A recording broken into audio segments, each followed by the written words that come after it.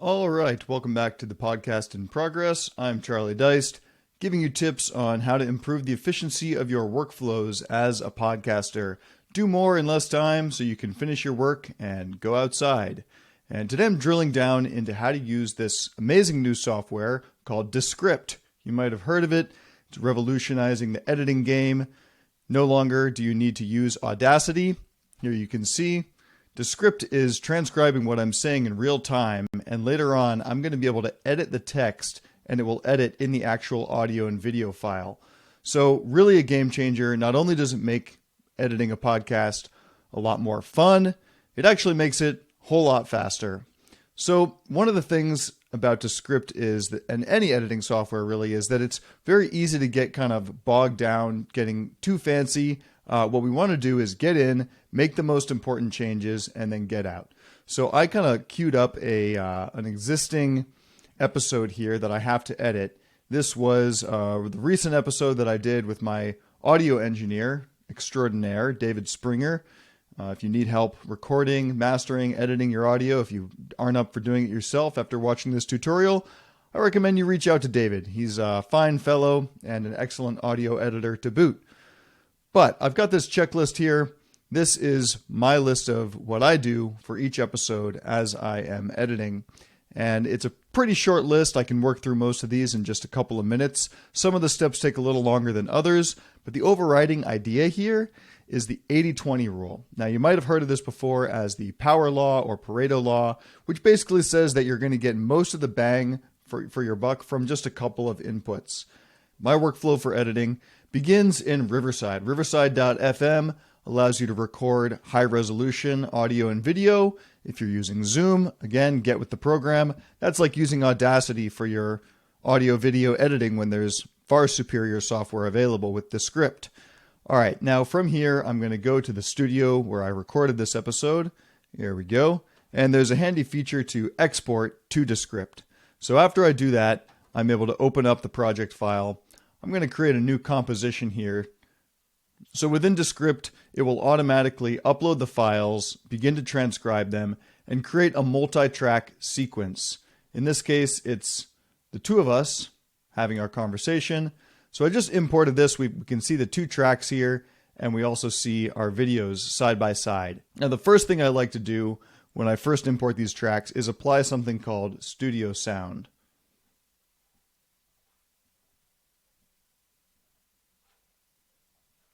Right up here under Audio Effects, I just say File, Studio Sound, and it's going to apply it to both of us here.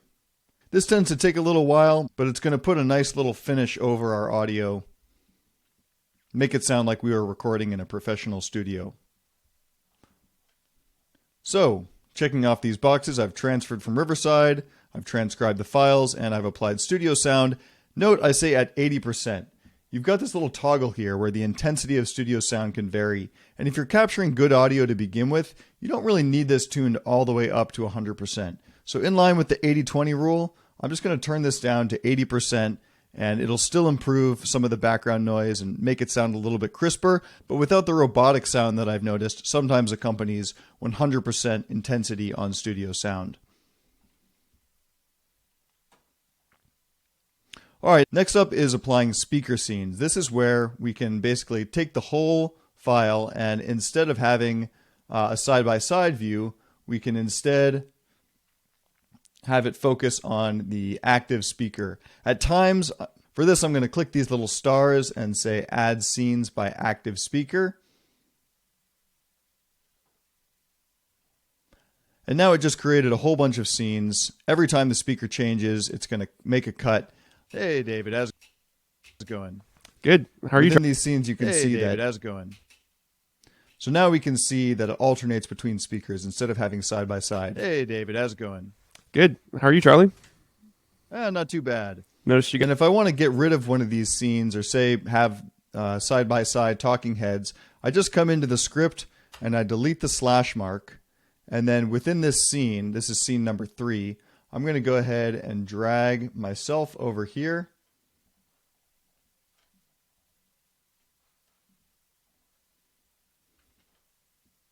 I need to add David back in by coming over to the script and turning the eyeball on to show him again. And now I'm going to crop these so that the edges come in a little bit. And now I can line these up.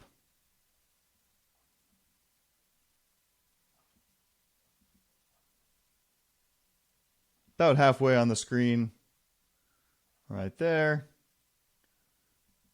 Try to get us to look about the same size. And now it's almost like we're in the same room here. Haircut there. Looking good. Looking good. Oh, thank you. Well, I like to alternate back and forth between active speaker view and sometimes have the talking heads there. But for the most part, I'm just going to let the active speaker thing do its thing. Again, we don't want to get too bogged down in the weeds. The next thing I do is I run through the whole episode in 2 to 3 times speed. Now, this is just a way of figuring out what are the areas that I need to trim out. I find that I can pick these out listening at 2 or 3 times speed, as long as I'm also following along in the transcript here.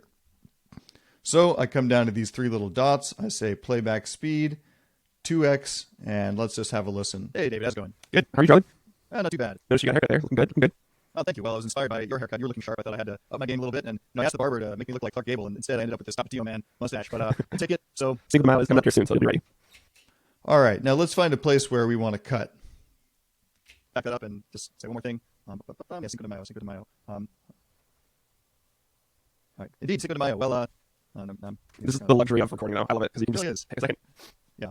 So David, today I enlisted your help. You are my go-to sound guy. All right, so this whole section here, I see that this needs to get taken out because I had a little stumble.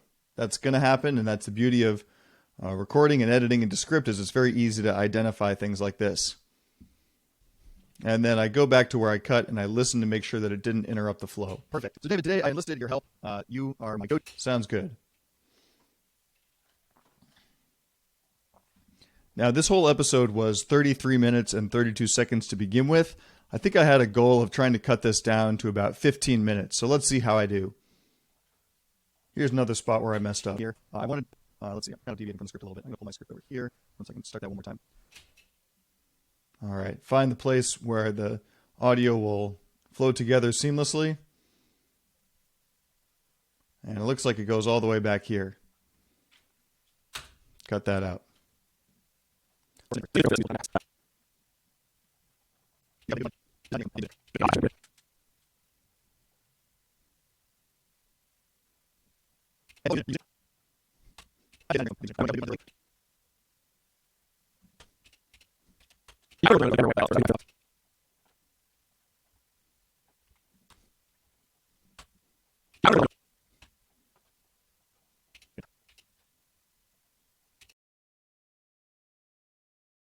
Okay, so when I've finished editing on 3x speed, there are a couple more things that I go through on my checklist.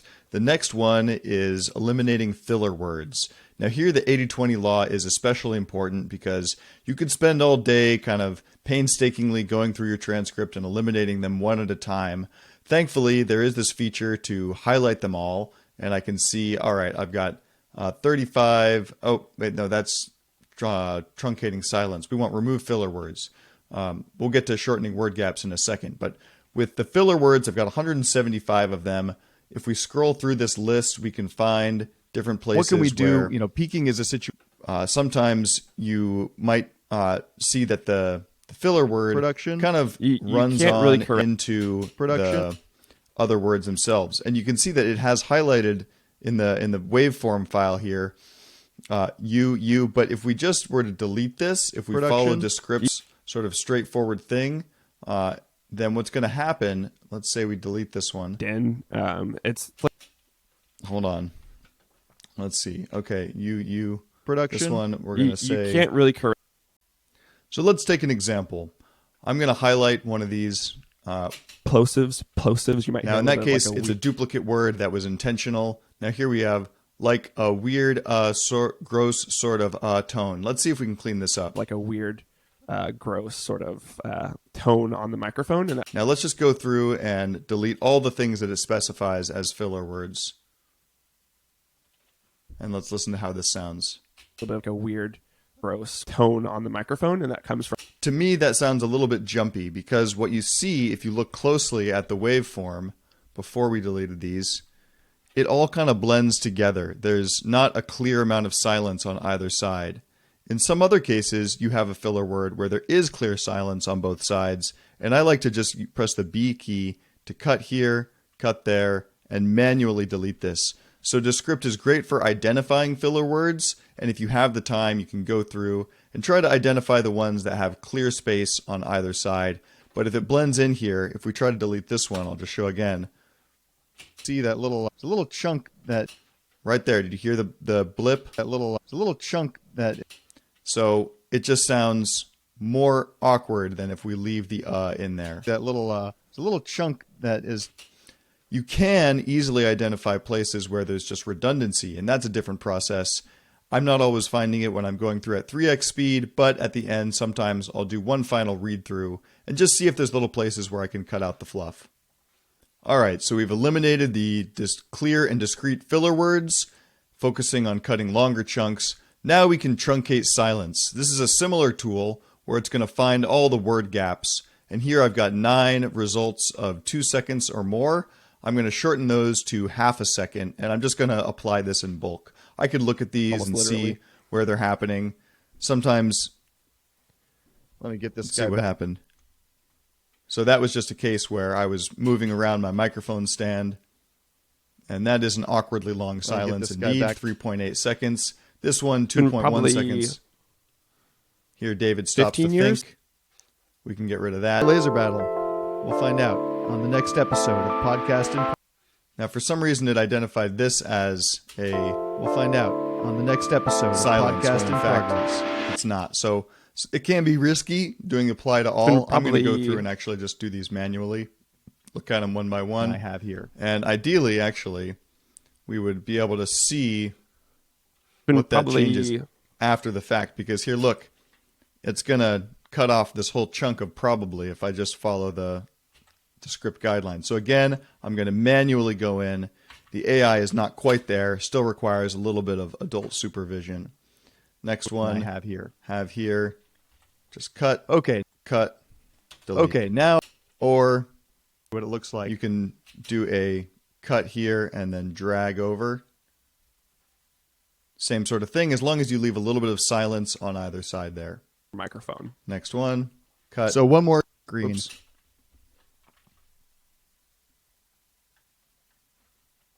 Cut. Delete.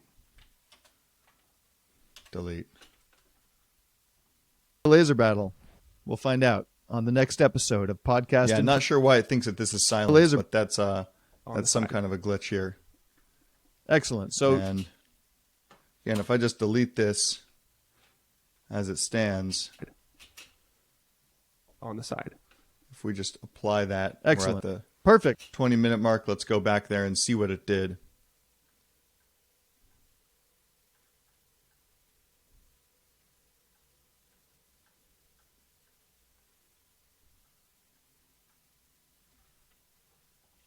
the side. Excellent. So, David. Yeah, so here, listen. Excellent. So, excellent. It's kind of cutting off the beginning of what I said. So we want to back it up there and really just do it manually. Excellent. So, David is. All right. Any more filler words? No, not filler words. Any more long word gaps? Perfect. There's a 5-second at the end, but that one doesn't really count. Might as well just delete it for good form.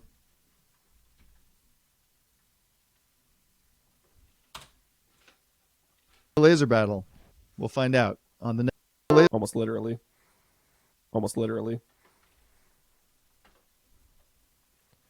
Let me get this guy back.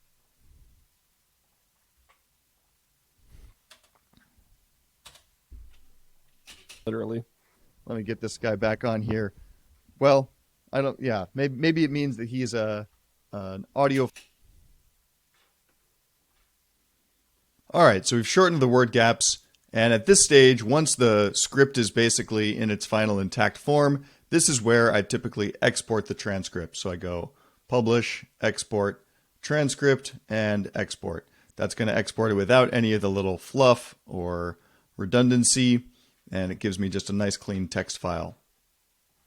At this stage, it's time to apply certain templates. I use these for my intro and outro, but you can also use them if you've got any kind of captions or subheaders that appear throughout the show, or if you want to add some sort of a marquee down along the bottom or something to introduce who the guest is. Then you can go up to these templates and apply them. I do create templates. Whoops.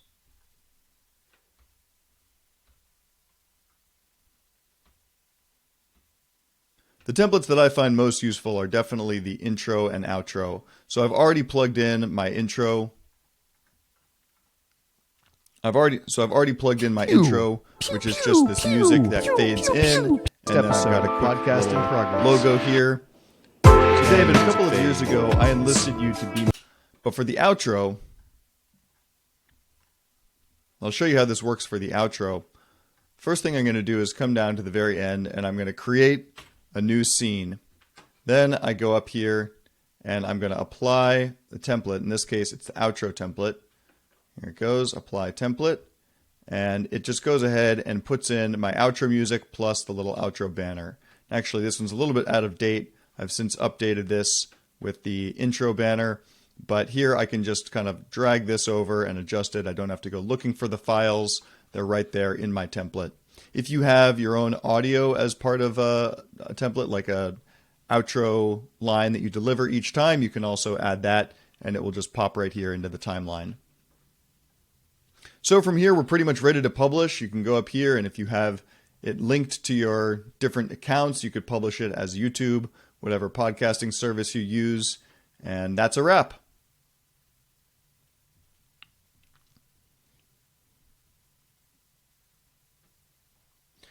Remember that if you want to learn more about remember that if you want to learn more about automating your podcast and becoming a more prolific and productive podcaster, and remember that if you want to become a more productive and prolific podcaster, we've got other tools and templates waiting for you over at virgilius.com. Check it out, and don't be shy to reach out if you need help getting these things set up. There's a bit of a learning curve, but once you do it, you won't regret it.